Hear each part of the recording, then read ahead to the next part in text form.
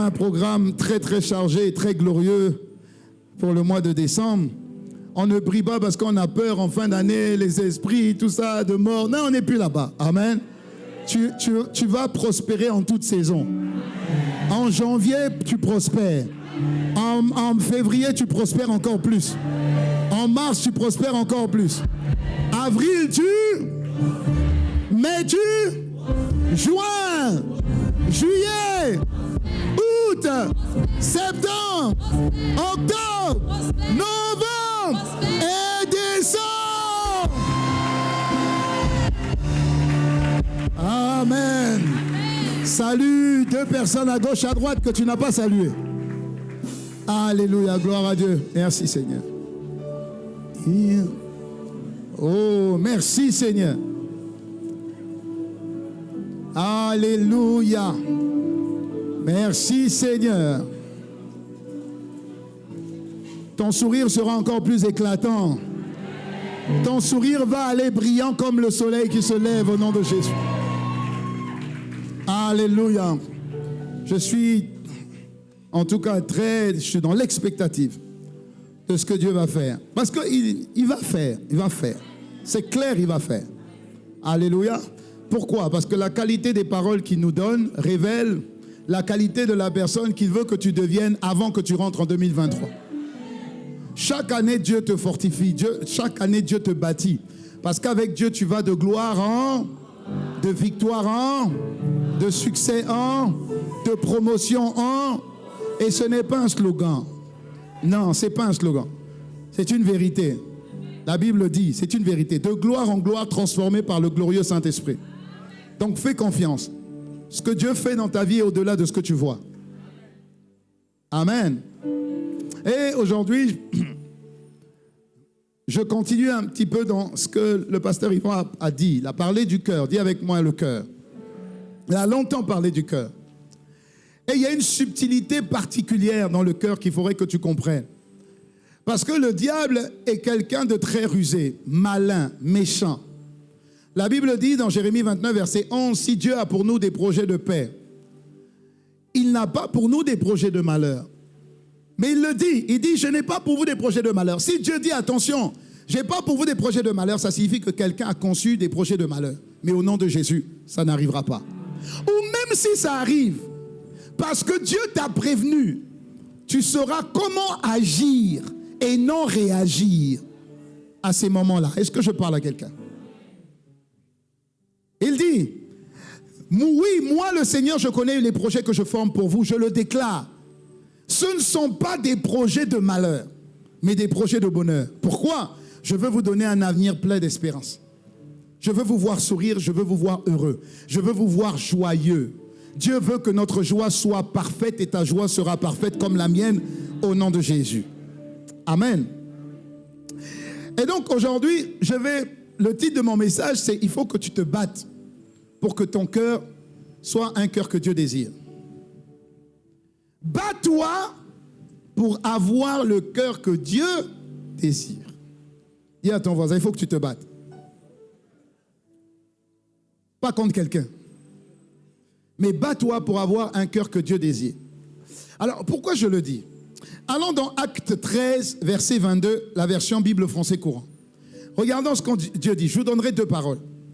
Il dit, après avoir rejeté Saül, Dieu leur accorda David comme roi. Il déclara au sujet de David, « J'ai trouvé David, fils de Jessé. Cet homme correspond à mon désir. Il accomplira tout ce que je veux. Cet homme a le cœur que je veux, le cœur que je cherche. Et il accomplira tout ce que je veux. » Dis-moi amen. Ma question est celle-ci. Après avoir rejeté Saül, mais qui a choisi Saül? Dieu. Alléluia. Ça signifie que tu peux être aujourd'hui le choix de Dieu et demain être rejeté par le même Dieu qui t'a choisi. C'est Dieu qui a choisi Saül. Mais Dieu a rejeté Saül. Et la Bible dit dans la Nouvelle Alliance que ce n'est pas nous qui avons choisi Dieu, mais c'est Dieu qui nous a choisis. Ça signifie qu'on peut être le choix de Dieu aujourd'hui et demain être rejeté par lui. Que ça ne nous arrive pas au nom de Jésus. Ça signifie que tu peux être toléré par Dieu et non pas désiré. Parce que Dieu cherche des cœurs à désirer. Pourquoi je parle du cœur? Allons maintenant dans Proverbe 89, verset 21. La version Le Semeur. C'est un danger. Ça prend ta gorge et donc... Allons dans Psaume 89, verset 21, jusqu'au verset 30. Psaume 89, verset 21 jusqu'au verset 30. 17 années, je vais vivre tout ce que Dieu a prévu pour moi. Regardez. J'ai trouvé mon serviteur, et tu peux donner ton nom. J'ai trouvé mon serviteur, Ghislain Ricardo. De mon huile sainte, je lui ai donné l'onction. 1. Non, dis, le Seigneur m'a trouvé. Très bien. Et Dieu me donne son onction. Okay. Regardez au verset 22. Je le soutiendrai de ma main, de ma forte main, et mon bras le rendra fort. Je le soutiendrai de ma main, 1. Mon bras le rendra fort, 2. Verset 23, on y va. Ses ennemis ne pourront jamais le surprendre, 3.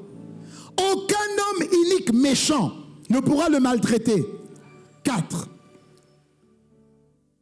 J'écraserai devant lui tous ses adversaires, 5. Je frapperai ceux qui le haïssent, 6. Toujours mon fidèle amour l'accompagnera, 7. Grâce à moi, il relèvera le front. Il n'y aura plus de honte. 8. J'étendrai jusqu'à la mer sa domination. 7. J'établirai son empire jusque sur les fleuves. 10. Magnifique. Il m'invoquera par ces mots. Quels mots? Toi, tu es mon Père et mon Dieu, le rocher où je trouve le salut. Ça signifie qu'il sera ma délivrance. 11. On continue. Et moi, je ferai de lui le premier fils, le premier-né, le plus élevé des rois de la terre. 12. Je lui garderai toujours ma faveur. 13.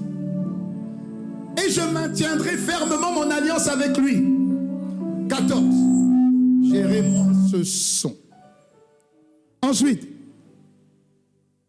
je lui ferai subsister pour toujours sa postérité. Ça veut dire que je suis béni, mais mes enfants seront bénis. Dis-moi amen. 15. Et son trône durera autant que les cieux. 16. Tout ça parce que Dieu a trouvé ton cœur, le cœur qu'il cherchait. Parce que Dieu a vu en toi le cœur qu'il recherche, le cœur qu'il désire. Dis-moi amen. Dis-moi amen. Tu peux faire beaucoup de choses. Mais je dis souvent à mes enfants que, tu sais, en fonction des options que tu prends, il y a des domaines à fort coefficient.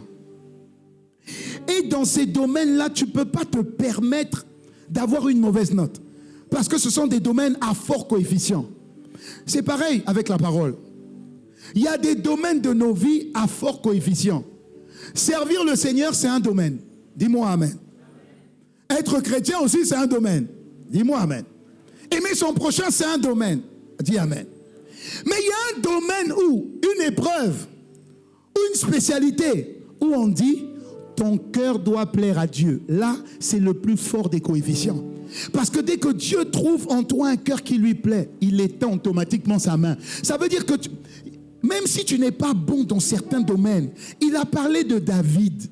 David a commis ici des péchés que personne n'a commis. David a couché avec la femme de quelqu'un. Bon, si quelqu'un a commis, bon, c'est pas grave. On va dire, bon, c'est pas grave. Je dis pas, c'est grave, mais bon, tu as compris. On dit, David a tué cette personne. David l'a tué. Mais malgré tout, Dieu dit, c'est ce David-là qu'il a le cœur que je désire. Ça ne veut pas dire que si tu as le cœur que tu désires, tu peux faire n'importe quoi dans d'autres domaines. Non. C'est juste un cœur qui n'est pas parfait. Mais c'est un cœur qui est sincère. C'est un cœur qui reconnaît qu'il a besoin de Dieu. Voilà pourquoi David disait, mais Seigneur, sonde mon cœur. À tout moment, David disait, Seigneur, sonde mon cœur. Montre-moi si à l'intérieur de mon cœur, il y a des choses qui ne te vénèrent pas. Il y a des choses qui te déplaisent. Montre-moi si mon cœur n'a pas été piqué. Parce que je peux bien commencer comme Saül et mal finir. Donc je dois garder mon cœur plus que toute autre chose, car de lui sorte la vie. Donc la véritable richesse dépend de l'état de mon cœur devant Dieu. Est-ce que je parle à quelqu'un? Alléluia. Si tu me suis, dis-moi 2 fois Amen. Maintenant j'ai une question.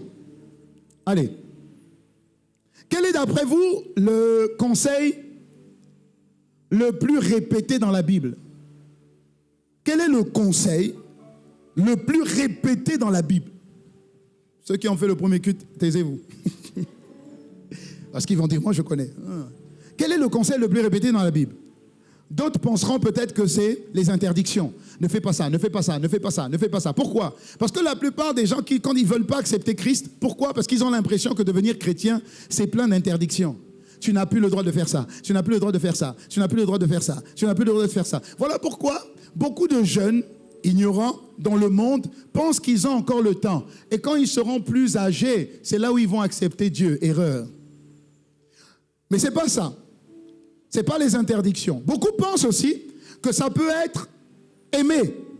Parce que Dieu a tant aimé le monde qu'il a donné son Fils afin que quiconque croit en lui ne périsse pas, mais ait la vie éternelle. Donc beaucoup pensent que le conseil le plus répété dans la Bible, c'est aime, pardonne, pardonne. Mais je vais te surprendre, ce n'est pas ça. Le conseil le plus répété dans la Bible, c'est une expression. Quelle est cette expression? N'aie pas peur. Ne crains pas. N'aie pas peur. Ne crains pas. N'aie pas peur. Ne crains pas. Ne doute pas. N'aie pas peur. Ne crains pas. Ne doute pas. Combien de fois? 365 fois exactement. Bizarrement. Combien il y a de jours dans l'année? 365. Ça signifie que comme si Dieu, tous les matins, te dit, n'aie pas peur. N'aie pas peur. Ne t'inquiète de rien. Donc tout va bien. Tous les matins. C'est pourquoi j'ai bien aimé. Quand les chanteurs disent, en janvier, tout va bien. En février, tout va bien. En mars, avril, mai, juin, juillet, jusqu'au mois de décembre. Tout va bien. La Bible dit, chaque jour suffit sa peine. Ne t'inquiète pas, ne t'inquiète pas, ne t'inquiète pas. Ne porte pas des regards inquiets. Ne t'inquiète pas. Job nous a enseigné en disant, Job 3, versets 25 à 26, la version 8 secondes, la Bible dit, ce que je crains, c'est ce qui m'arrive. Ce que je redoute, c'est ce qui m'atteint. Verset 26, je n'ai ni tranquillité, ni paix, ni repos, et le trouble s'est emparé de moi. Mais tout ça pourquoi? Parce que tu as peur. Ce dont tu as peur, ce que tu crains, mais tu l'attires à toi. Regardons dans la version Parole de vie. Si j'ai peur d'une chose, elle m'arrive. Ce qui m'effraie tombe sur moi. Verset 26. Je ne suis plus ni calme, ni tranquille. Je ne peux me reposer. Je suis rempli d'inquiétude. Alléluia. Pourquoi Dieu te dit n'aie pas peur? Pourquoi Dieu te dit n'aie pas peur? Parce que nous l'avons vu il y a quelques semaines, nous sommes dans un monde où il y a des tribulations. Jésus a dit, vous aurez des tribulations dans le monde, vous aurez des soucis, des problèmes, des défis. Mais prenez courage. Ça veut dire n'ayez pas peur. Ne vous inquiétez de rien. Dans le livre de Philippiens, Paul dit, ne t'inquiète de rien, mais en toute chose, fais connaître tes besoins à Dieu. Ne t'inquiète pas. Ne t'inquiète pas. Ne t'inquiète pas. Ce n'est pas parce qu'il y a souffrance que tu dois t'inquiéter. Dis-moi Amen. Parce que quand les êtres humains s'inquiètent, c'est comme si les inquiétudes déclenchent quelque chose de négatif sur ta vie et sur la mienne. Les inquiétudes, non seulement puisent beaucoup d'énergie, mais développent autour de toi comme une atmosphère de malheur. Que ça s'arrête au nom de Jésus. Touche ton voisin, dis, elle va s'arrêter au nom de Jésus. Alléluia. Regarde Apocalypse 2, verset 10. Toujours Dieu est en train de nous parler, parole de vie. La Bible dit, tu vas souffrir. J'aime bien cette parole. Dis à ton voisin, tu vas souffrir. Si tu vois un bon religieux, il va dire, nul et sans effet.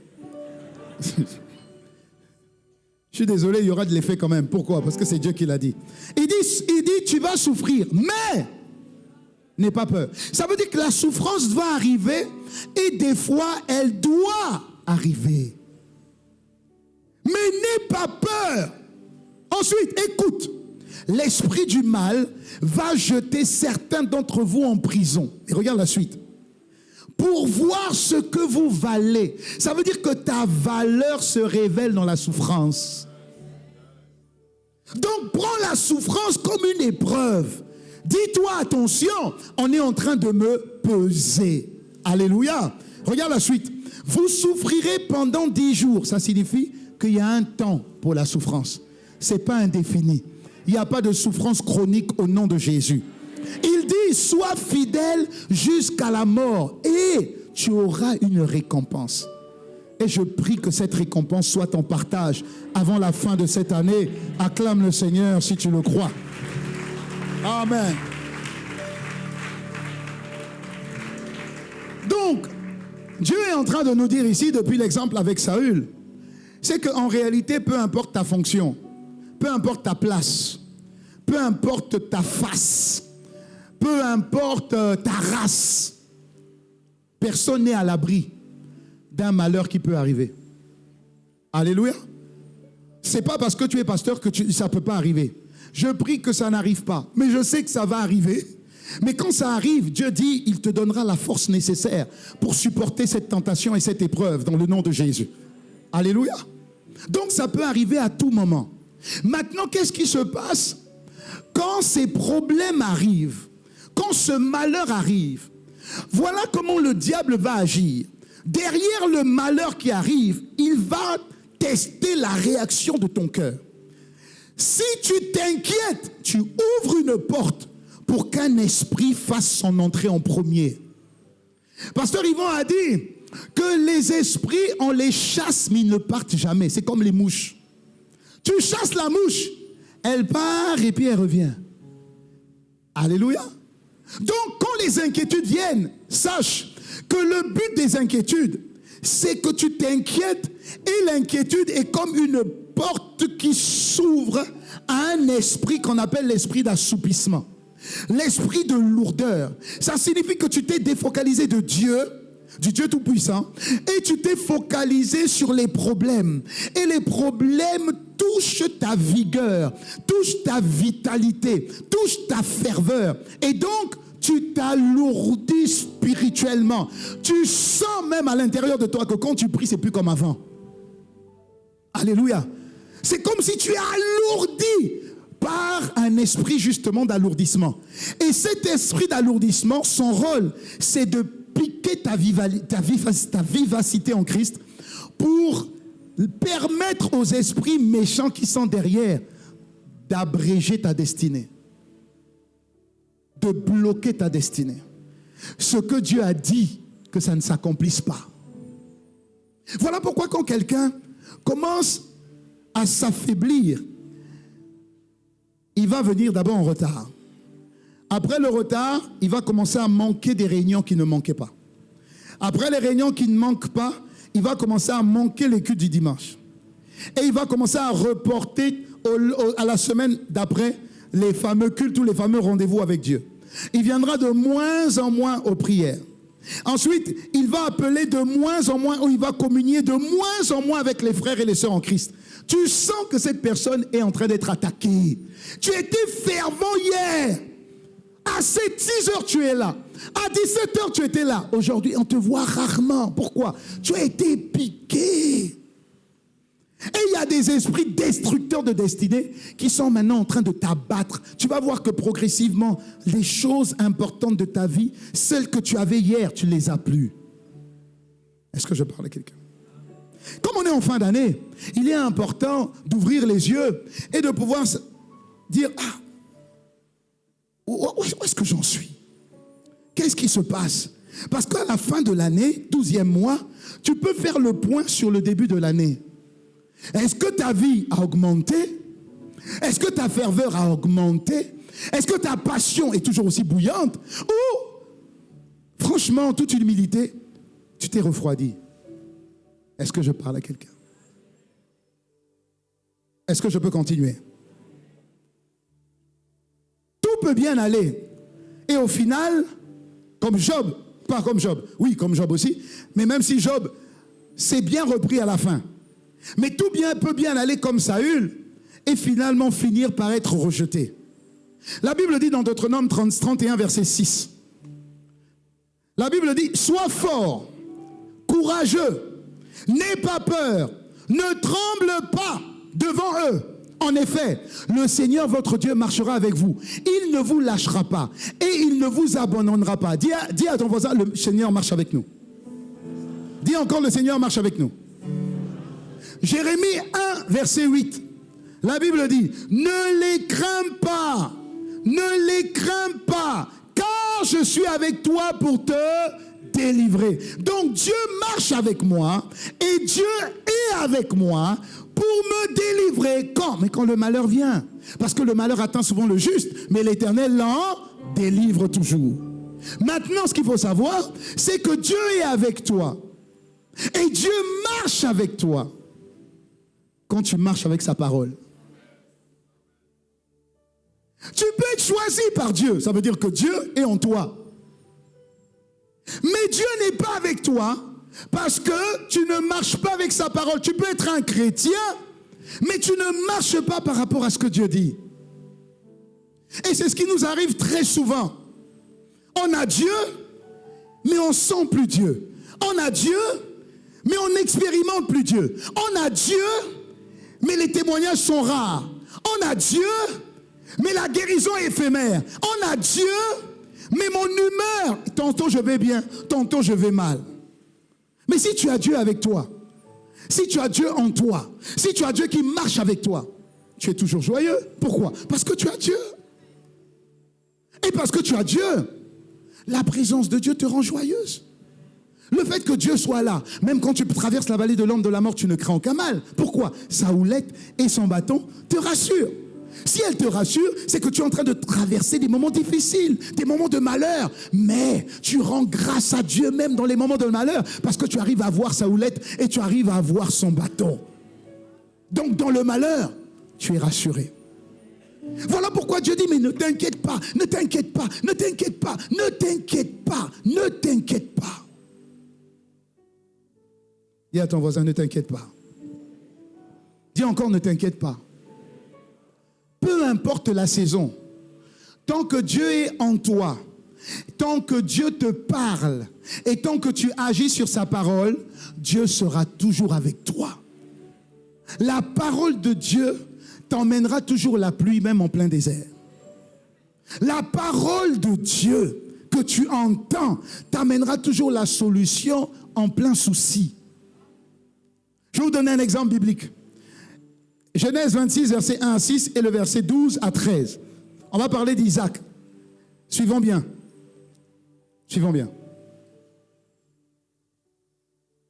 La Bible dit qu'il y a eu une famine dans le pays. En plus de la première famine à l'époque d'Abraham. Et vous savez que quand il y a une famine dans le pays, il y a le malheur sur le pays. Okay. Et Isaac se rendit vers Abimelech, roi des Philistins à Guérar. Très bien, il dit, l'Éternel lui a apparu et dit, ne descends pas en Égypte. Regarde, l'Éternel apparaît. Ne descends pas en Égypte. Réside plutôt dans le pays que je vais t'indiquer. Ça veut dire à Guérar. Continue. Séjourne dans ce pays-ci, je serai avec toi, je serai avec toi, et je te bénirai. Je serai avec toi. Dieu est avec ceux qui sont avec sa parole. Et quand tu as la parole, tu es béni. Je serai avec toi et je te bénirai, car je donnerai toutes ces terres, non seulement à toi, Isaac, mais également à ta descendance. Et je tiendrai le serment que j'ai fait à ton père Abraham. Quel serment? Je rendrai ta descendance aussi nombreuse que les étoiles du ciel. Je donnerai toutes ces terres à ta descendance. Toutes les nations de la terre seront bénies en ta descendance. Ça signifie que toutes les nations de ce monde peuvent être bénies. C'est ce qu'il dit. Je bénirai toutes les nations de la terre par ta descendance. Continue. Il dit, parce que Abraham m'a obéi et qu'il a respecté mes ordres, mes commandements et mes prescriptions et mes lois. Verset 6. Isaac resta donc à Guérar. Donc Isaac veut partir, prendre sa famille, s'en aller parce qu'il y a la famine. Ce qui est normal. Entre 2020 et 2022, il y a eu le Covid. Le malheur s'est abattu sur le monde entier. Dites-moi amen. Tout a augmenté. Tout a augmenté. Tout a augmenté. Et il paraît qu'en janvier, ça va encore augmenter. Et on s'est rendu compte que même quand il y a le malheur, il y en a qui prospèrent, n'est-ce pas? C'est pas ça? Ceux qui ont vendu les masques ont prospéré. Il y a des entreprises qui ont fermé leur activité et ils se sont reconvertis en fabricants de masques. Ça veut dire que même en période de malheur, il y en a qui prospèrent. Pourquoi? Parce qu'ils ont une information que les autres n'ont pas. Mais Dieu dit la même chose pour toi et pour moi. Peu importe la période de malheur que nous allons passer, on peut toujours prospérer. Dis-moi amen. On peut toujours prospérer. Ce qui nous fait prospérer, c'est être à l'écoute de ce que Dieu dit. Et Dieu a dit à Isaac, ne pars pas. Oui, mais Seigneur, il y a la famine, il y a le Covid partout. Dieu a dit, ne pars pas. Dans la famine là, sème. La Bible dit au verset 12. Verset 12. Isaac fit des semailles. Ça veut dire qu'il a fait des semences dans le pays. Et il récolta au centuple cette année-là. Car l'Éternel l'avait béni. Maintenant, regardez ce qui est encore plus choquant. Au verset 13.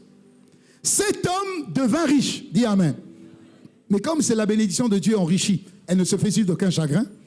Il s'enrichit de plus en plus jusqu'à devenir très... Que cette parole vienne sur toi au nom de Jésus. Je dis que cette parole vienne sur toi au nom de Jésus. Acclame cette parole et reçois-la dans ton cœur au nom de Jésus. Amen. Premièrement, nous sommes de la descendance d'Abraham. Nous sommes de la descendance d'Abraham. Pourquoi? Dès lors que nous acceptons Jésus, nous sommes de fait de la descendance d'Abraham. Galates 3, versets 6 à 7 dit... Voyez Abraham, son expérience a été identique à la vôtre. Ça veut dire que ce que Abraham a vécu, on peut aussi le vivre. Abraham a été béni, son fils Isaac a été béni, ses enfants Jacob ont été bénis. Ça signifie que nous, la descendance d'Abraham, dès lors qu'on devient chrétien, on a aussi droit à cette bénédiction. Alléluia. Maintenant, comment activer cette bénédiction? Parce que je peux être choisi par Dieu, mais rejeté. Et celui qui est choisi, désiré par Dieu, marche dans une bénédiction à tous égards. Donc, comment expérimenter cette bénédiction? Il dit, voyez Abraham, son expérience a été identique à la vôtre. Il a fait confiance à Dieu, 1. Et il a pris les paroles de Dieu au sérieux, 2. Ce sont ces deux conditions qui ont fait que Abraham et son fils Isaac ont non seulement été bénis, mais que leur vie est allée de bénédiction en bénédiction plus grande. Et j'en parle au mois de décembre, parce que le mois de décembre est la fin d'un cycle. Seigneur, ne permets pas que je sois moins à la fin du cycle que le début. Isaac est allé en s'enrichissant. Abraham a commencé avec Dieu sans enfant. Il a fini non seulement avec un enfant physique, mais une postérité, une descendance bénie. Isaac a pris le relais. Il a eu 2 enfants. Mais il a commencé seul. Ensuite, il a eu 2 enfants. Des enfants, il a eu Jacob qui a eu une postérité bénie. Seigneur, j'ai commencé janvier. Je finis décembre. Je ne peux pas être au même niveau que janvier ou en deçà que janvier. Seigneur, ce n'est pas ta parole. Et le Seigneur dit, aie confiance, n'aie pas peur et prends mes paroles au sérieux. Valorise les paroles qui viennent de moi. Abraham l'a fait. Fais-en de même. Abraham a eu confiance et Abraham a pris au sérieux la parole. Maintenant, je peux encore poser une question, si vous permettez. Combien de personnes entendent la parole de Dieu? Ou quelqu'un va dire, pasteur, c'est pas évident d'entendre la parole de Dieu. Je dis oui et non.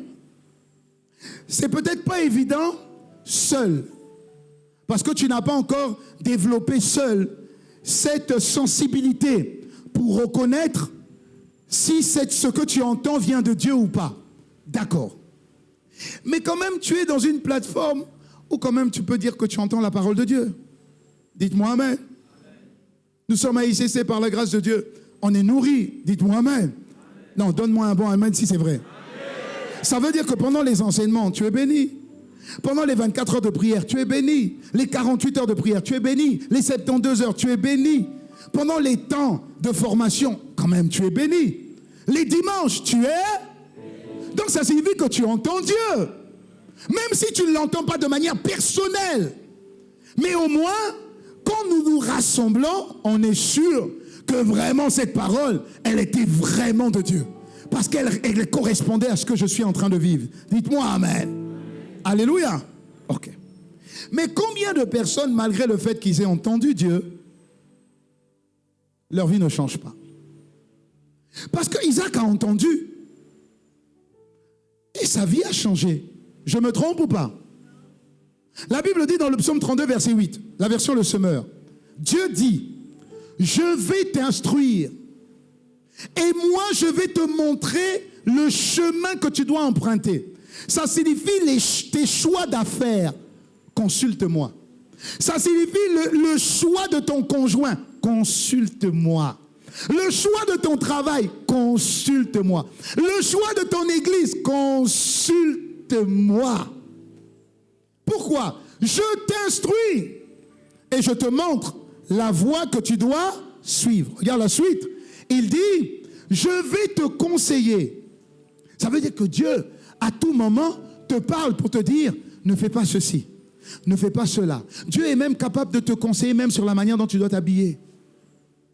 Sur la route que tu dois prendre pour aller au travail. Un matin, tu vas te lever et puis, tu vas dire, je vais faire un détour, tiens. Je ne vais pas forcément passer par là où je passe d'habitude. Il faut avoir une certaine sensibilité. Donc Dieu te parle. Et ensuite il dit, mes yeux veilleront sur toi. S'il dit, mes yeux veilleront sur toi, ça signifie qu'il va te garder. Quand Dieu parle de veiller, Dieu parle de garder. Si Dieu te garde, ça signifie qu'il y a des choses mauvaises qui peuvent t'arriver. Alléluia. Donc quand tu entends la parole de Dieu, et quand tu soumets tes choix à ce que Dieu veut, ta vie est protégée, ta vie est sécurisée.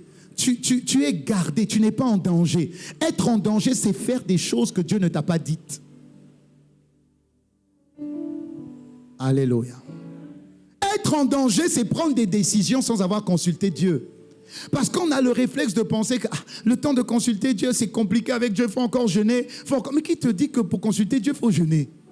Non, ça c'est ce que ça c'est ce qu'on a cru comprendre. Tu n'es pas obligé de jeûner pour que Dieu te parle. Parce que la Bible dit, Dieu parle tantôt d'une manière, tantôt, mais on n'y prend point garde. Mais mets-moi le verset. Ensuite, il dit une chose après. Il dit quoi? Il dit, non, Dieu parle tantôt d'une manière, tantôt d'une autre, mais on n'y prend point garde. Qu'est-ce qu'il dit après? Juste pour voir la manière dont Dieu te parle.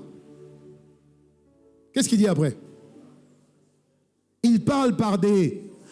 Ok, va à la suite. Verset 4-15. Il dit, il parle par des songes et par des visions nocturnes. Quand les hommes sont livrés à un profet sommeil et quand ils sont endormis sur leur couche. On dit que Dieu te parle quand tu es endormi sur ton lit à la maison, pas sur ta chaise à l'église. Parce qu'il y en a qui confondent. Dis pas sur ta chaise à l'église. Quand tu dors sur ta chaise à l'église, c'est pas Dieu. Tape ton voisin, c'est pas Dieu, c'est pas Dieu, c'est pas Dieu, c'est pas Dieu. C'est pas Dieu. Non, il est en train de somnoler. Tu vois, non, Dieu me parle. Non, Dieu ne te parle pas. Dieu te parle éveillé. Sois éveillé, Dieu te parle. Acclame le Seigneur, dis Dieu te parle. Oui. Je sais qu'avec la chaleur, c'est pas évident. Mais même quand on aura la clim dehors, on va venir voir. Parce que la clim aussi fait dormir. C'est pas ça? Voilà. Donc Dieu te parle. Donc c'est pas forcé. C'est pas seulement parce que tu jeûnes. Il faut juste que tu sois alerte. Quand tu te réveilles, Dieu peut t'avoir parlé. Regardez ce que la Bible dit dans le livre de Jean 13, verset 17. Il dit, maintenant, si vous savez ces choses, puisqu'on sait que Dieu nous parle, dis-moi amen. Ok, nous savons que Dieu nous parle. Donc Jean 13, verset 17, parole vivante, la Bible dit, maintenant que vous savez ces choses, ok, puisque Dieu vous parle, oui, et que vous les avez comprises. Comment je sais que j'ai compris ce que Dieu m'a dit? Parce que tu as répondu par Amen. Amen, ça veut dire je suis d'accord. Donc quand tu dis Amen, ça veut dire j'ai entendu et je suis d'accord. C'est ce que veut dire Amen. Donc maintenant regardez la suite. Il dit, maintenant que vous savez ces choses, présent progressif, on va faire un peu de grammaire, et que vous les avez comprises, vous serez futur heureux. J'ai dit, mais Seigneur, il y a un souci. J'ai entendu ta parole. Tu me parles ce matin. Et j'ai dit Amen. Ça signifie je suis d'accord. Je dis ok. Mais le bonheur, le résultat de ta compréhension de la parole, c'est pas maintenant, c'est futur. Tu seras heureux. Et comme le diable le sait, entre le moment où tu entends et comprends et le moment où tu seras heureux, le diable t'attaque ici. Je parle à quelqu'un? Le diable t'attaque ici. David a dit une chose qui va commencer à nous éclairer. Dans le psaume 119, verset 11, David dit, « Je serre ta parole dans mon cœur, je la serre dans mon cœur, afin de ne pas pécher contre toi. » Ça veut dire afin de ne pas faire ce que tu ne m'as pas dit de faire. Le péché, c'est faire ce que Dieu ne t'a pas dit. Le péché, c'est pas seulement l'impudicité ou le mensonge. Non, le péché, c'est faire ce que Dieu ne t'a pas dit de faire. Donc David dit, je serre ta parole dans mon cœur, afin de ne pas pécher contre toi. La version parole vivante est plus explicite encore, plus riche. Je porte tes promesses, tes prophéties dans mon cœur. Je les cache dans mon cœur pour ne pas pécher contre toi. Mais pourquoi tu caches la parole dans ton cœur? Parce que ce que tu as dit, je dois le vivre. Donc si je cache dans mon cœur, ça signifie que quelqu'un veut venir voler les promesses que tu m'as données. Quand Dieu a parlé depuis le 1er janvier jusqu'au 31 décembre, parce qu'il est capable de faire le 31 décembre ce qu'il t'a dit le 31 décembre. Alléluia. Je me rappelle une fois, à un culte, Dieu avait décidé, enfin, il y a eu des prophéties. C'était un dimanche, il y a eu des prophéties. Je crois que c'était à Lomé ou au Togo, je ne me rappelle plus. Et il y a eu des prophéties. Je crois que c'était à Lomé. Non, c'était au Bénin. Il y a eu des prophéties. Et le Seigneur disait, aujourd'hui, ton dossier est débloqué. Aujourd'hui, ton dossier est débloqué. Tu avais introduit ce dossier depuis longtemps dans une entreprise. Aujourd'hui, ton dossier est débloqué. On est dimanche. Dis-moi amen. On est dimanche. Alléluia. Là, il y a un frère qui sort du culte, rentre chez elle. Elle ouvre son téléphone. Il y a son dossier qui avait été bloqué dans une entreprise. Le responsable, le directeur de l'entreprise l'a appelé dimanche. Et quand il a vu les appels en absence, c'était durant le culte. Un dimanche. Il ne pouvait pas attendre lundi. Non, Dieu confirme sa parole. Quand Dieu dit une chose, il est capable de l'exécuter. Que tu reçoives ton miracle à l'instant même. Maintenant. Donne-moi un bon amen encore. Il dit ça. Dieu parle, tantôt d'une manière, tantôt d'une autre. Maintenant, quand Dieu parle, cache ce qu'il dit. Garde ce qu'il dit. Pas Parce que sa parole court vers son exaucement. Mais pendant que la parole court, mais le diable ne va pas rester, il faut qu'il travaille. Il faut qu'il mérite son salaire. Donc il travaille. Je te donne encore une autre anecdote. Combien de personnes se sont réveillées souvent et vous vous réveillez avec un chant? Ça vous arrive? Ok? Mais en général, ce n'est pas tout le chant. C'est juste une portion, hein? Une phrase, n'est-ce pas? Et c'est bizarre, hein? Vous vous levez et vous avez vraiment cette parole redondante. Et en général, c'est un chant qui vous fait du bien. C'est un chant rempli d'espoir. Vous n'avez pas encore vécu ça, mais vous vous levez avec ça. Amen. Combien de personnes pendant qu'ils prient, vous êtes en train de prier, hein, et vous avez une pensée sublime, une excellente pensée. Amen. Maintenant, le problème, c'est quoi?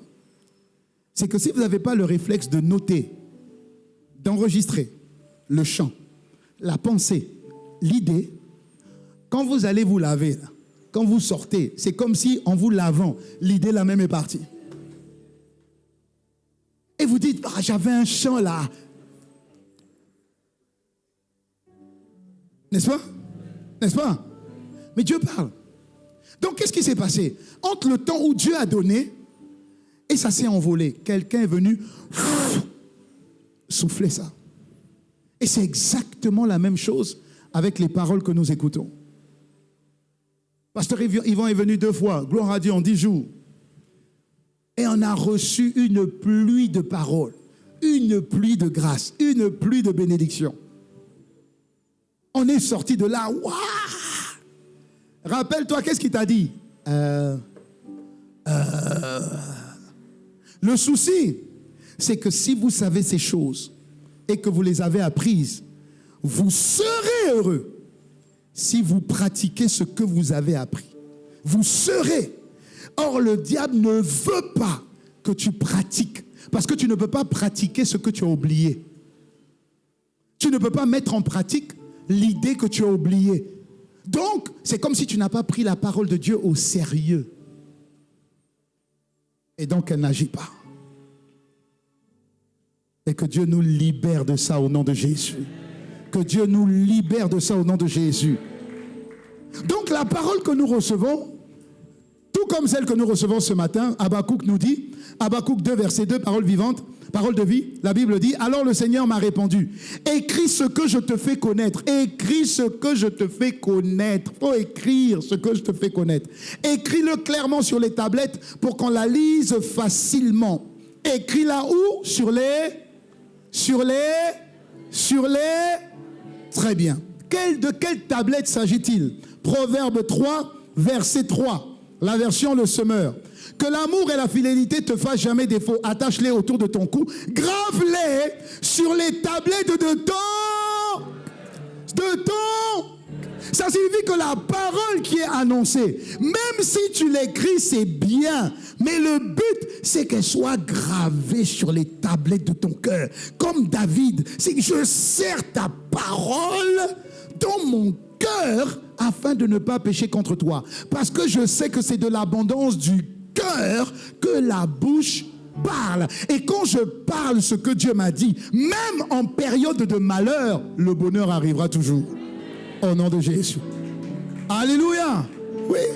Le diable va toujours faire en sorte que tu parles négativement par rapport à ce que Dieu t'a dit. Que tu ne prennes pas ce que Dieu t'a dit au sérieux. Donc le malheur vient pour te tester et le malheur vient pour t'abattre, pour que ce que Dieu a dit ne s'accomplisse jamais dans ta vie. On est en fin d'année.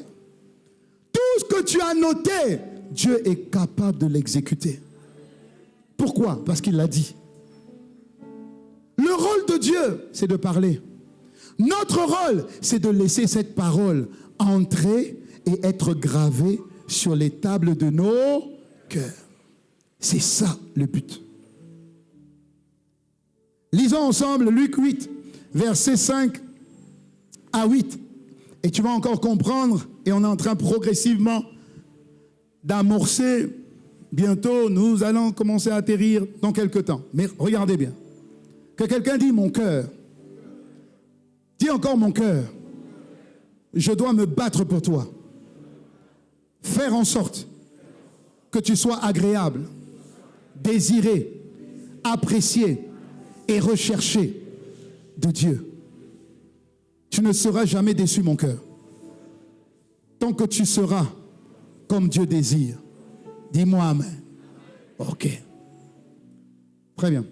Regardez maintenant. Un semeur sorti pour semer la semence. La parole de Dieu est une semence. La terre est mon cœur. Très bien. Donc le but, c'est que la parole s'enracine dans mon cœur. Alléluia. Et la parole enracinée dans mon cœur, une fois qu'elle est mise en pratique, les résultats arrivent. Alléluia. Dieu parle. Moi, je dois laisser la parole entrer dans mon cœur.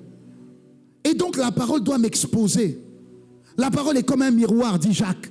Ça veut dire que quand la Bible parle, c'est normal que tu aies l'impression qu'on te parle. C'est une bonne chose. Ça montre que Dieu t'aime.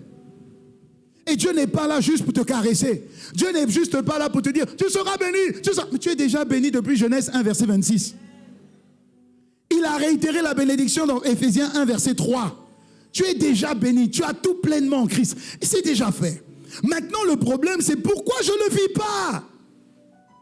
Mais parce qu'il faut que Dieu trouve en toi le cœur qu'il veut.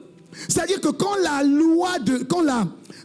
voix de Dieu rencontre la loi de Dieu, elle produit des résultats. Amen. Quand la voix de Dieu rencontre la loi de Dieu, elle produit des résultats. La loi de Dieu, c'est un principe. La voix de Dieu, c'est la pratique. Je peux répéter? La loi de Dieu, c'est un principe. Le principe, il ne change pas. La loi de Dieu ne change pas. C'est un principe. Mais à ce principe, il faut ajouter la voix. Parce que la voix te montre comment pratiquer le principe. Donc, la loi de Dieu est le principe et la voix de Dieu est sa pratique. Est-ce que tu me suis jusque-là? Est-ce que tu me suis jusque-là? Donc, je dois pratiquer le principe divin pour le vivre. Est-ce que tu me suis? Donc, je continue. Il dit, un semeur sortit pour semer la semence. Et comme il semait, une partie de la semence tomba le long du chemin. Elle fut piétinée par les oiseaux du ciel et la mangèrent. Ok. Une autre partie tomba sur un sol pierreux. Quand elle eut poussé, elle sécha parce qu'elle manquait d'humilité. Un cœur qui a séché parce que le cœur n'était pas humide. Ok. Troisième type de cœur. Une autre partie tomba au milieu des ronces, des épines. Et les ronces poussèrent et étouffèrent la semence. Pourtant, tous ont reçu la parole. Une a piétiné. L'autre a fait quoi? A séché. Et la troisième a étouffé. On continue. Une autre partie tomba dans la bonne terre. Oh, alléluia, gloire à Dieu. Et quand elle eut poussé, quand la semence, une semence, eut poussé, elle produit un résultat au centuple. Une seule semence produit fois 100. Après cela, Jésus dit à haute voix que celui qui a des oreilles pour entendre, entende. Ça signifie sur 4 types de personnes qui écoutent la parole, la bonne nouvelle, il n'y en a qu'une seule où cette parole va produire. Ça signifie que nous pouvons être 100. Le diable va voler la parole dans la vie de 75 personnes. Ça ne sera jamais toi au nom de Jésus. Alléluia. Alors qu'est-ce qui se passe? La Bible dit ici 4 types de cœurs. Je vais aller vite là-dessus. Le premier cœur, c'est qu'ils ont vu que la parole a été piétinée. Donc, ce sont des personnes qui viennent à l'église, mais ils ont un cœur critique. C'est quoi un cœur critique? C'est un cœur qui juge la parole, pas le fond de la parole, mais la forme de la parole. Ils ne vont pas au fond. Ce que la personne dit, ce n'est pas ce qui l'intéresse. C'est la manière dont elle le dit. Donc ce sont des gens superficiels. Ils viennent et puis ils vont dire, ah, là il a dit génial au lieu de géniaux. Une faute, monsieur. C'est pas ça, c'est quel français ça, vraiment.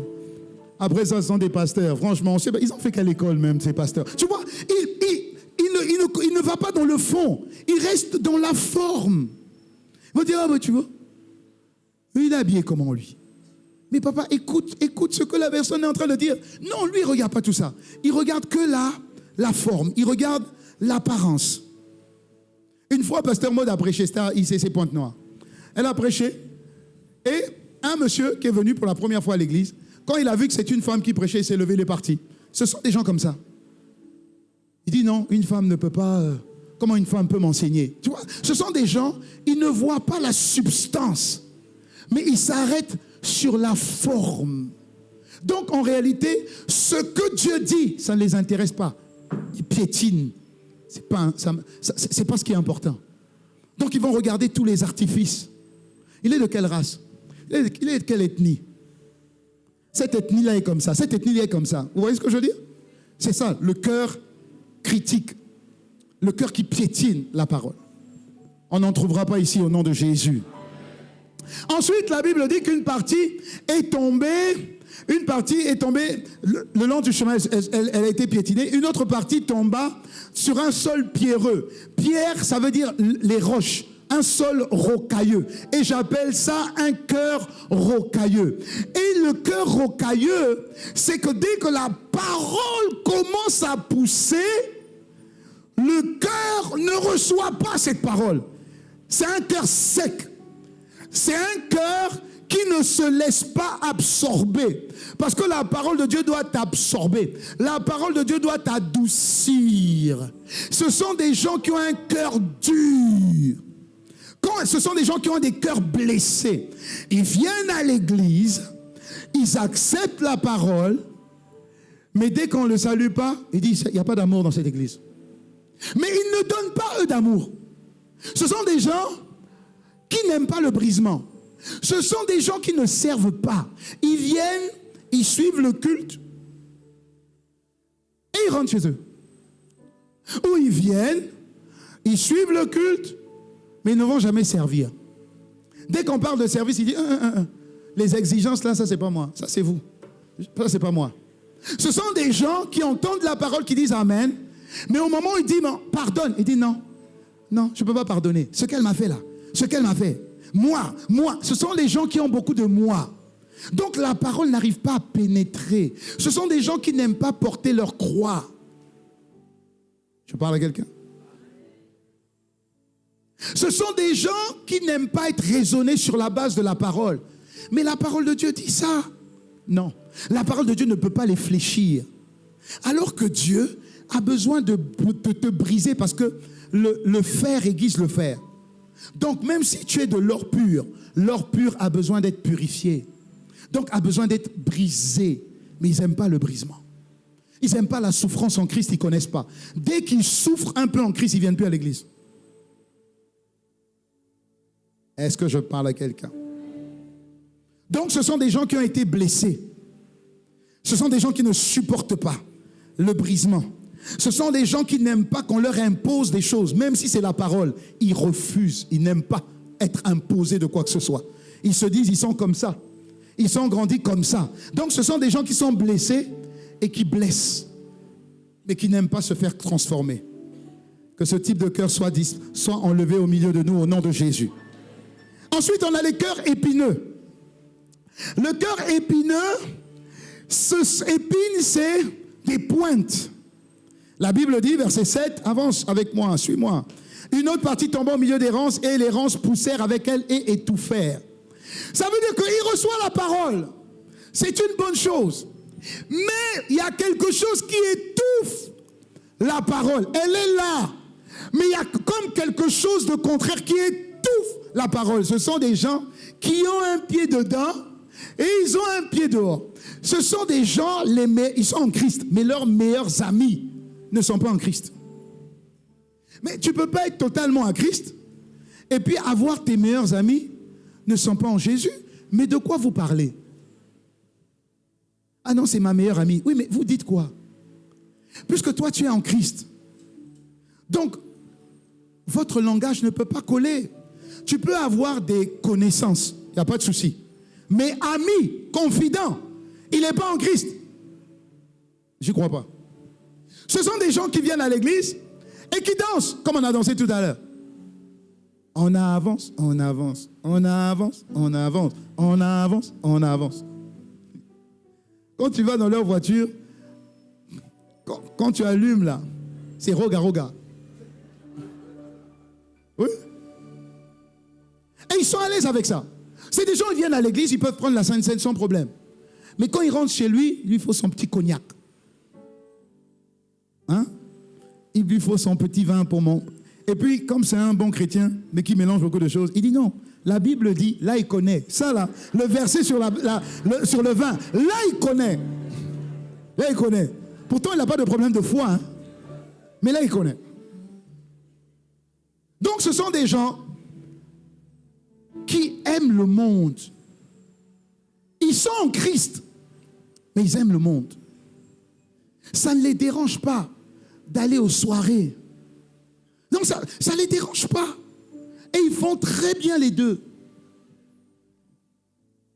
Ça ne les dérange pas. Un bon chrétien mondain. Un pied dedans, un pied dehors. Mais le problème, c'est que voilà pourquoi Dieu dit, mais sois chaud ou froid. Parce que si tu es tiède, je te vomis. Je parle à quelqu'un? C'est des gens qui mélangent ce que Dieu dit avec ce que la tradition dit. Et on voit beaucoup ces chrétiens-là au mariage. Ah. Quand le mariage arrive, tu vas voir le poids de la famille. Oh, tu vas voir, hein? Ils se marient, mais tu vois sur les tables, champagne, machin. Ou bien, on commence, le pasteur est là, donc il faut quand même commencer avec une chanson, une chanson, qu'est-ce qu'on peut mettre au mariage, là, les chansons pour, vous savez, pour les ouvertures de bal, là. Hein? On peut mettre quoi comme chanson? Oh, vous n'êtes pas marié? Vous n'êtes pas marié? Moi, je me suis marié à 20 ans, et c'était les vieilles chansons, là. C'était quoi, chérie? Hein? Ouais, les bas, là,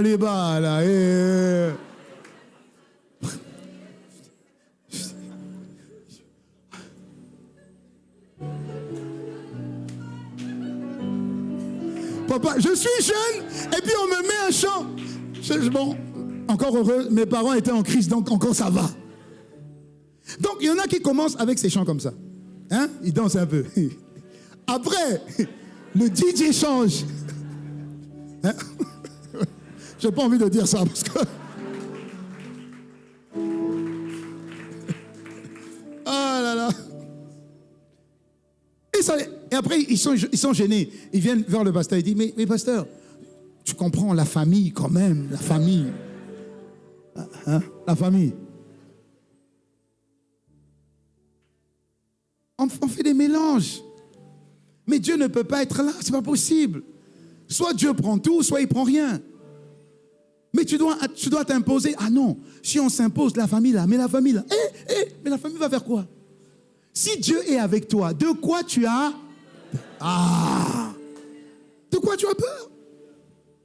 La famille quoi? La famille quoi? Parce que le souci aussi des fois, c'est que tu t'es mal préparé.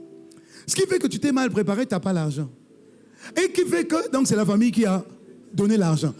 Mais parce qu'ils ont donné l'argent, ils ont le droit. Fallait te préparer. Alléluia. Après, tu vas avoir des roga à ton mariage.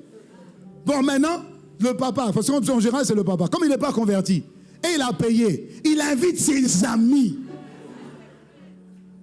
Donc, ton papa veut montrer que.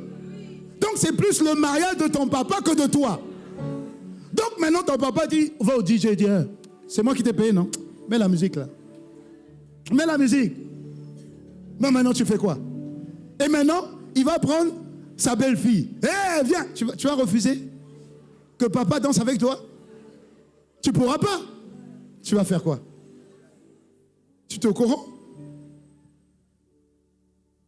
Alléluia. Est-ce qu'on peut être libéré de ce type de cœur? Tu peux être choisi par Dieu, mais rejeté. Tu peux être acclamé des hommes. Le plus important, est-ce que Dieu t'acclame? Est-ce que le ciel t'acclame? Je parle à quelqu'un? Quand tu choisis Dieu, Dieu sera toujours avec toi. Toujours. Il sera avec toi. Donc arrête les mélanges. Ensuite, la Bible parle d'un cœur honnête et d'un cœur bon. Dis-moi, donne-moi le verset. Il dit, et une autre partie, regardez bien, une autre partie tomba sur la bonne terre. Il y en avait 4, donc que 25%. Mais gloire à Dieu, c'est déjà ça. Et tu en fais partie au nom de Jésus. Quand elle tomba dans la terre, quand elle eut poussé, ça veut dire qu'il y a un temps où la semence doit mourir. Donc tu dois mourir. Tu dois mourir. La parole là doit t'emmener à la mort. Tu dois mourir. Mais une fois qu'elle est morte, elle va reprendre vie pour porter du fruit. Et regarde le fruit qu'elle va porter. Après cela, elle va produire un fruit au centuple. La version de Marc, je crois, Matthieu 13, verset 8, la Bible dit, le même texte, mais dans le livre de Matthieu. Matthieu dit, une autre partie tomba dans la bonne terre. Elle donna du fruit avec un rapport. Regarde, de 100, de 60 et de 30. Pour un, ça veut dire une seule parole t'emmène 30 témoignages. Une seule parole t'emmène 60 témoignages. Une seule parole t'emmène 100 témoignages. Mais prends ça au nom de Jésus. Reçois cette parole au nom de Jésus. Une parole, 30 témoignages. Une semence. Quand même. Mais Dieu ne nous a pas donné qu'une seule parole. Et pourtant, je sais et je suis conscient que l'année 2022, des successions de malheurs se sont abattues sur toi. Je sais que des successions de malheurs se sont abattues sur toi. À un moment donné, tu t'es dit, mais Seigneur, c'est quoi le problème? Est-ce que c'est moi le problème ou quoi? Non, tu n'es pas un problème. Tu deviendras un problème si ton cœur devient un problème. La manière dont tu réagis. Base-toi sur ce que Dieu t'a dit et fais-lui confiance. Si Dieu permet, c'est que Dieu a permis et Dieu sait que tout concourt au bien de ceux qui l'aiment. Tout concourra toujours au bien de ceux qui l'aiment. De ceux qui l'aiment. La parole de Dieu agit avec efficacité dans la vie de ceux qui croient. Ceux qui ne croient pas, la parole n'agit pas. C'est dans 1 Thessaloniciens 2, verset 13, à la fin. Il dit la parole de Dieu, tout en bas. Il dit la parole de Dieu qui agit avec efficacité en vous qui croyez. Quand tu crois, elle agit. Quand tu doutes, elle n'agit pas. En fait, ce que tu crois, c'est ce qui arrive. Ce que tu crois, c'est ce qui arrive. Si tu crois mal, c'est le malheur qui arrive. Si tu crois ce que Dieu dit s'accomplira. Au nom puissant de Jésus, elle s'accomplira. Alors, je commence à descendre. Ou je suis même quasiment en train de descendre. Alors, qu'est-ce qu'il faut que tu comprennes? Quand je dis que tu dois te battre pour que ton cœur soit un cœur que Dieu désire. En réalité, la parole de Dieu est là pour t'apporter la paix. Parce que dans ce monde, il n'y a pas la paix. La paix des hommes, là, ce n'est pas la paix.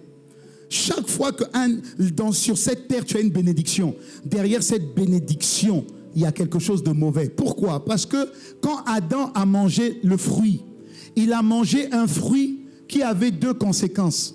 La connaissance du bien et du mal. Donc, tout ce que l'homme te donne, il y a bien et mal en dedans. Tu vas prendre un médicament, il va te faire du bien, mais il va détruire en toi quelque chose. Amen. Donc, en réalité, dans ce monde, il n'y a pas de paix. Voilà pourquoi Jésus dit dans Jean 14, verset 27, parole vivante, Dieu veut te donner une paix. Et cette paix, il te la donne par sa parole. Il dit, je vous laisse la paix. Mais c'est ma paix à moi que je vous donne. Ce cadeau n'a rien de commun avec ce que le monde peut donner. avec sa paix à lui, le monde a une paix. Mais tu peux chercher, tu ne vas pas trouver. Connaissez le chant? J'ai cherché, personne. Regardez la suite. Il dit, c'est pourquoi commence, arrête d'être inquiet. Et ne te laisse pas troubler. Mais bannis toute crainte de ton cœur.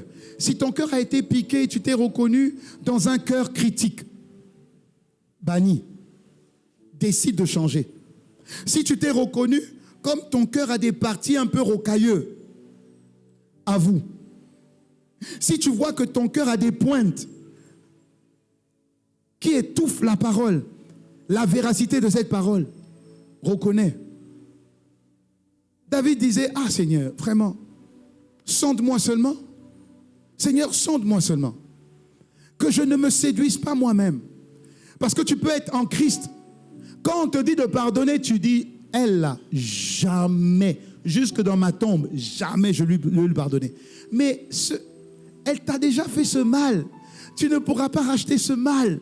Donc, le pardon permet à ce qu'elle t'a déjà fait hier de ne pas continuer, que cette chose ne continue pas à hypothéquer ta destinée. Pardonne, ça fait quoi? Tu ne pardonnes pas pour elle, tu pardonnes pour toi et tu pardonnes pour ta relation avec Dieu. Donc, pardonne. Si ça se trouve, cette personne est morte même déjà. Si ça se trouve, cette personne ne sait pas. Donc, la personne qui souffre, c'est toi, c'est pas elle. Donc, pardonne.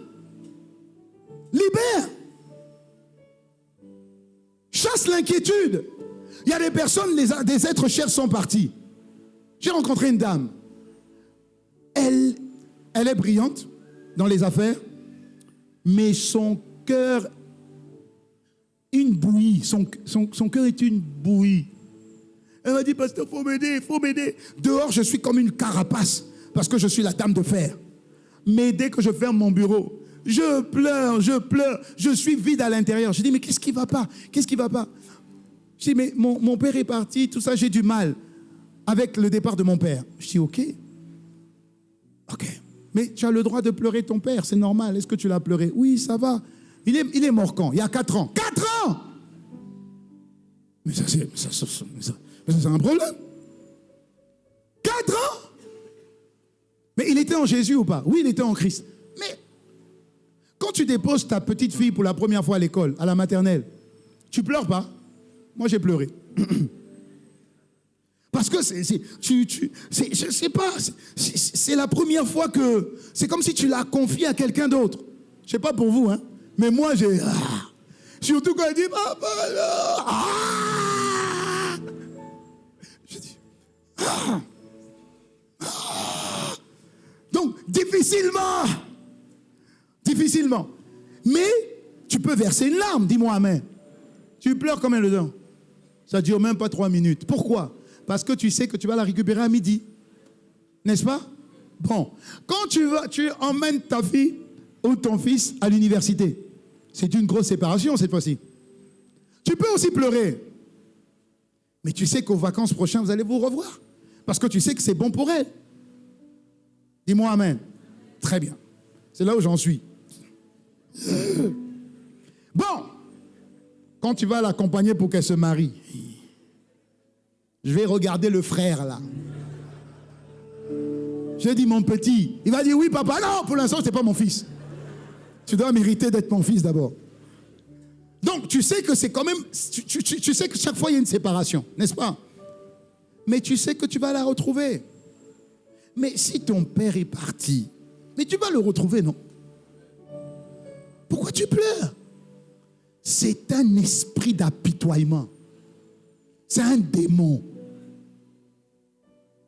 C'est un démon. Tu penses que c'est normal pendant 4 ans, tu n'arrives pas à pleurer ton père?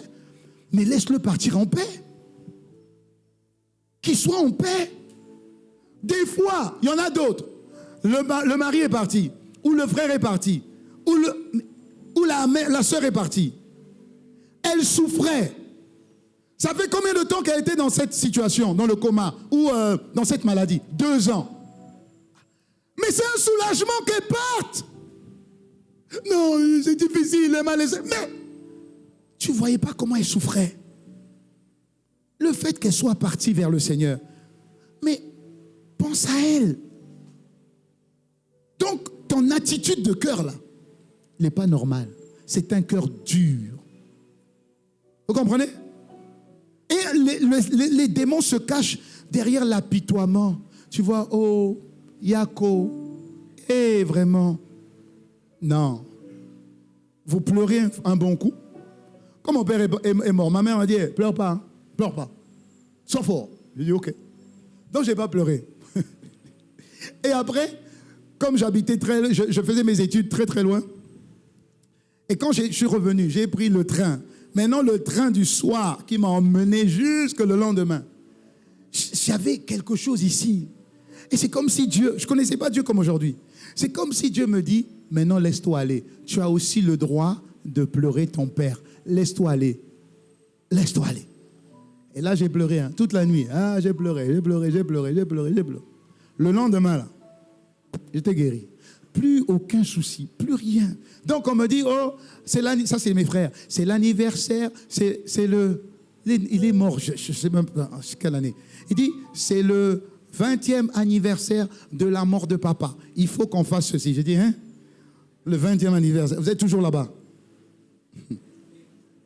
Vous êtes toujours là-bas. Papa disait que aujourd'hui, c'est l'anniversaire de la mort de papa. Vous êtes en train de communier avec les esprits de mort. Donc, ne soyez pas étonnés que dans vos vies, il y ait des incidents, des accidents, des choses bizarres et des malheurs qui arrivent. L'esprit de quelqu'un qui est mort, c'est l'esprit d'un mort. C'est l'esprit de mort.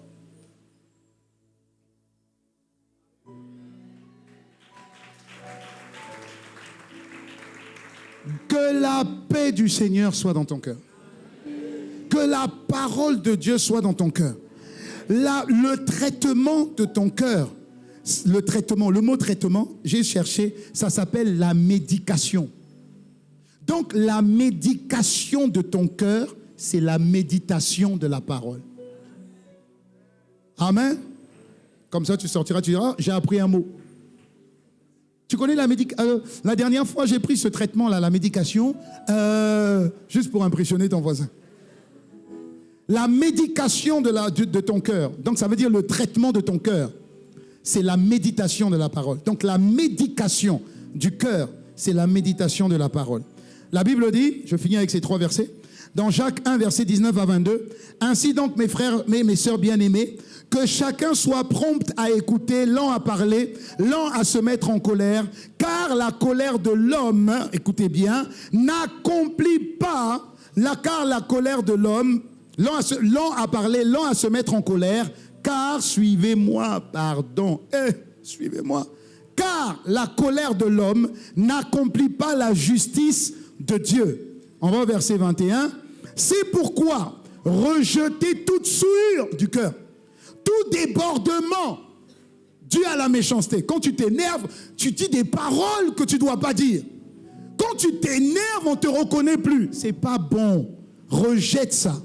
Et accueille avec douceur le traitement, la médication de la parole qui doit être plantée en toi et elle va sauver ton âme. Parce que si ton cœur n'est pas sauvé, tu n'es pas sauvé. Dis-moi amen. Verset 22.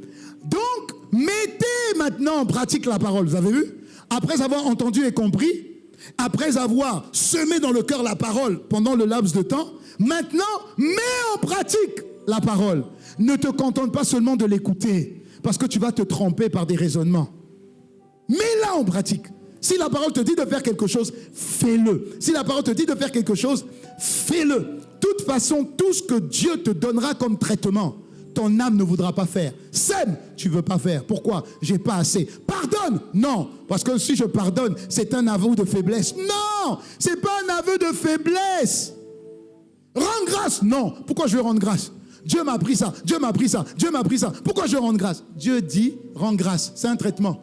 Rends grâce. Pardonne, c'est un traitement. Pardonne. Sème, c'est un traitement. Sème. Tu n'es pas responsable quand une maladie arrive. tu es responsable si la maladie reste alors que tu sais qu'il y a un traitement. Donc, la méchanceté qui arrive, ok, tu n'es pas responsable parce que tu réagis. Mais Dieu t'a dit, il y a un traitement. Le traitement de la méchanceté, c'est aime, prie. Ah non, comment je peux aimer celui qui m'a violé, celui qui m'a fait du mal, celui qui m'a volé? Jamais. Tu ne peux pas dire jamais à un traitement. La médication, elle est là. Ce que la médication dit, fais-le. Fais-le. Hein? Fais-le. Amen. Fais-le. Sinon, tu es responsable de l'état de ton cœur. Beaucoup viendront et diront, Seigneur, nous avons fait de grandes choses. Dieu dit, je ne te connais pas. Mais Seigneur, j'ai fait de bonnes choses. Oui, tu as fait, mais ton cœur était mauvais. Mais c'est comme si tu me rends responsable. Oui, je te rends responsable parce que je t'ai donné la médication. Je t'ai donné le traitement. Et tu devais te battre pour garder ton cœur en bonne santé. Dis-moi Amen. Dis-moi Amen. Proverbe 28, verset 13. Celui qui cache ses transgressions ne réussit pas. Mais on aura compassion de celui qui les reconnaît et qui les abandonne. Heureux l'homme qui garde constamment, qui est constamment sur ses gardes. Ça veut dire qu'il garde son cœur. En revanche, celui qui endurcit son cœur tombera dans le malheur. Ça veut dire que le malheur va arriver. Et dans le malheur, tu vas tomber. Mais ça ne t'arrivera pas. Je dis que ça ne t'arrivera pas. Je dis que ça ne t'arrivera pas. Regarde maintenant ce que Dieu dit pour finir et clôturer. La bonne nouvelle, c'est que tout le monde peut changer à partir d'aujourd'hui. Tu peux sortir de cette salle avec un cœur totalement restauré. Le traitement de Dieu, c'est un traitement que tu prends quotidiennement. Et c'est un traitement qui te fait du bien. Même si des fois c'est amer, mais ça fait du bien. Amen. Ce sont des fois des herbes amères. Parce que quand on te dit de faire quelque chose, ton âme dit non, mais fais-le. Pour semer, pour être délivré de la semence, le diable maintenant, il ne m'attaque plus de ce côté-là. Quand je veux donner à Dieu, le diable se met à dire, c'est beaucoup, hein. Regarde ce que tu dois faire. Regarde les dettes que tu dois régler. Regarde les factures. Quand j'entends que le diable dit ça, me parle, et que je l'entends distinctement, sans même que j'ai jeûné, j'entends le diable parler. Je dis, ok, comme tu me bloques par rapport à ça, je vais donner 2 fois plus. Et bizarrement, j'entends plus le diable parler. Est-ce que vous m'avez compris? Chaque fois qu'il m'attaque sur une somme à donner à Dieu, je double la somme, je multiplie la somme. Et bizarrement, il ne parle plus. Je dis, tu ne parles plus? Parce que s'il parle, j'augmente encore. Et bizarrement, il ne parle plus. Dis-moi Amen. Le dernier verset qui va te faire du bien, verset 23 de Jacques 1. En revanche, celui qui examine attentivement la loi parfaite qui procure la liberté. Tu es libre au nom de Jésus. Et celui qui s'y attache fidèlement, qui attache son cœur fidèlement, il ne se contente pas seulement de l'écouter pour l'oublier ensuite, mais il la met en pratique. Regardez bien, constat. Eh bien, celui-là, on n'a pas dit cela, on dit celui-là sera béni dans tout ce qu'il fait. Et c'est ça, vivre son héritage, c'est ça, vivre l'enfantement de sa destinée. Tout ce que tu fais est destiné à être béni. Lève-toi et acclame le Seigneur pour recevoir cette parole fortement. Acclame pour toi-même, acclame pour toi-même. Acclame pour toi-même bien. Acclame pour toi-même. Acclame pour toi-même. Cette parole doit être assise dans ton cœur. Et pendant que tu acclames, le Saint-Esprit enracine cette parole sur ton cœur. Enracine cette parole. Tu dois te battre pour que cette parole soit dans ton cœur. Tu dois te battre pour que cette parole soit semée dans ton cœur. Oh Seigneur, merci. Est-ce que tu peux élever la voix pendant 15 secondes avec tes propres mots? Ce que tu as compris, dis à Dieu. Ce que tu as compris, dis à Dieu. Adresse-toi à Dieu en disant merci. Seigneur, merci pour la grâce que tu me fais d'entendre cette parole en cette fin d'année. Le danger, c'est vraiment l'état de mon cœur. Je peux être au bon endroit, je peux être au bon moment, je peux être la bonne personne, je peux écouter la bonne parole, Seigneur. Mais si jamais je je ne fais pas asseoir cette parole, si je ne me bats pas pour que cette parole soit assise en moi, Seigneur, le diable viendra et volera ce que j'ai entendu. Seigneur, sur 4 personnes, 3 se sont vus voler leurs promesses. 3 se sont vus voler leur grâce. 3 se sont vus voler leur bénédiction. Ah Seigneur, fais-nous, vraiment fais-nous grâce. Seigneur, accorde-nous ce privilège de faire partie de ces 25% qui reçoivent la parole et qui se laissent aiguiser par elle, qui se laissent tailler par elle, quitte à souffrir et à mourir, Seigneur. Il faut mourir pour revivre. Aucune semence ne peut produire un fruit fois 30, fois 60, fois 100 sans mourir avant. Alors accorde-nous la grâce de mourir à nous-mêmes en obéissant à la parole pour revivre avec des fruits dignes de la repentance. Merci Seigneur. Dites avec moi, Père de grâce, que cette parole soit reçue dans mon cœur, préparée pour la recevoir, quitte à être brisée, j'accepte le brisement. Quitte à mourir, j'accepte de mourir pour revivre par le fruit de cette parole. Accorde-moi la grâce de me battre pour qu'à chaque situation, mon cœur reste dans un état où tu le désires, dans un état que tu recherches. Merci Seigneur. Je te demande pardon pour l'état de mon cœur. Ma prospérité était bloquée parce que mon cœur était bloqué. Alors maintenant, par cette parole, par ce traitement, j'accepte de me soumettre à ce traitement. J'accepte d'être guéri par ce traitement. Peu importe le niveau